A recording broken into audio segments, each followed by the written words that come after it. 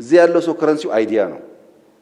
እመነኝ ወርቃማ አይዲያ ከመጣ የኢትዮጵያ መንግስት ተኝቶ ባይገባው የጅቡቲ መንግስት ይቀበለዋል። የሚሰራ አይዲያ ካለ ከረንሲውን አውቆ የሚጠቀም ሰው ካለ መንግስታት ሁሌም ክፍት ይሆናል። ቅድም ባነሳውልህ ሮቤ ከተማ ሞክረን ነበረ ኮሪደር ትንሽዬ ሙከራ፣ ጅማም ትንሽዬ ሙከራ አለ። ነቀምት ገና የተጀመረ ነው ያለው። ጅማ በተደጋጋሚ ሱፐርቪዥን ስለሚሄድ ላስቲክ ማንሳት ምናምን ጀምረዋል። የሮቤ ከተማ ላስቲክ የሚነሳው እንግዳ ይመጣል ሲባል ነው። የሮቤ ዩኒቨርሲቲ ስራችሁ ኮሪደር እኛ ከሰራን ከተሜነትን ደግሞ ሰው ላይ መስራት ነው። ከተሜነት እኮ ባህል ነው።